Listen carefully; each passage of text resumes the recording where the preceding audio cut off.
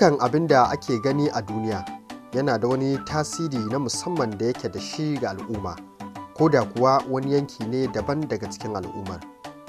Domin ingantar wannan batu, sai mu kalli ahalin tsirrai da kuma irin gudunmawar da suke bayarwa ga al'umma, inda wasu daga ciki suke bayar da gudunmawa gaya wajen samun abinci, yayin da wasu suka fi suna wajen fitar da magunguna domin warkar da wata cuta. Haka zalika, wasu tsirran kuma sun yi fice wajen fitar da wani abu na amfanin yau da kullum.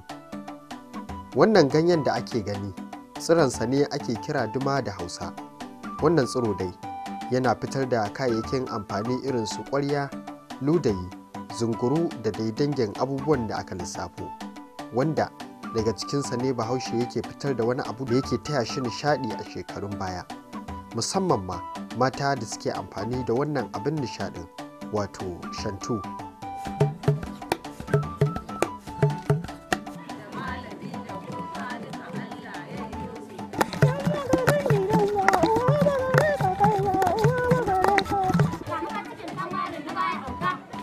Shantu kenan da ya taɓa zamanin da za a iya kiransa da ruwan dare, domin kuwa duk gidan da aka je zai wuya ba a same shi ba, musamman ma a gidajen amare na shekarun da suka gabata, inda a da kowace amarya in za a kai ta ɗakinta to akan haɗa ta da shantu, domin ƙawayenta in sun zo za su taya ta fira su rika kaɗa shi da kuma 'yan wake-wake.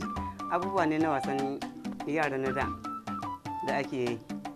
Diya ko aure za a yi mata, wata sai an kai ta da shatanta saboda ta dan rika yi hata da yayi ɗakinta.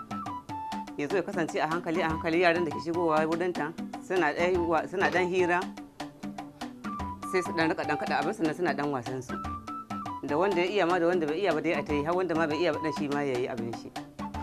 A lokacin mu amarya duk da aka kai ba shantu to ba ta yi tarihi wurin uwarta ba. Shi murtala ba shi murtala ba kare ba dan akuyan sadaki ba. Daga cikin waƙoƙin da suke yi a lokacin da suke kada wannan shantun sun hada da badakare, uwar gida, ɗanka tamalle da dai sauransu. Waka da muke sannan akan mu auren dole muka ki tsaya, sai mu ta bismillahir rabbana Allah, ku daina auren dole, auren gida cuta ne da ba kaso aka yi mai bata zumunci ya bata sabgar dangi. Suna yin kiɗin su yi babarbare, waka babarbare, da sannu ɗan katamba, da anguli ta mutu gidan wurin kwaɗai. Har yanzu nau'ikan ababen amfanin da ake fitarwa a jikin tsiron duma suna da sauran kima ga al'ummar Hausa mazauna yankin na Katsina, sai dai batun ya sha bamban ta ɓangaren shi wannan shantu, domin kuwa samun shi yana matuƙar wahalar gaske, wanda nemansa a cikin wannan shiri har sai da ya dangano da yankin ƙasar Nijar a wani ƙauye da ake kira Shinau. Sai dai kwalliya bata biya kuɗin sabulu yadda ya kamata ba, saboda babu sauran masu yin sana'arsa ko aikata shi fashe masu iya kaɗa shi, wanda su ma da dama daga cikinsu sun ɗauki tsawon shekaru ba su gan shi ba, ballantana su kaɗa shi. Hakan ya sanya ya zama kamar wani abu sabo a gare su. Mun daɗe rabanmu da shi kuma yanzu muke tunaniya. Ka san shi in ka tuna kawon abu da daɗewa kana iya tunaniya ka komo ga hanya. Rabuna da shantu tsakani ga Allah na yi ma shekara ta kai 40, amma kaga Allah ya bani iko da kaɗa shi.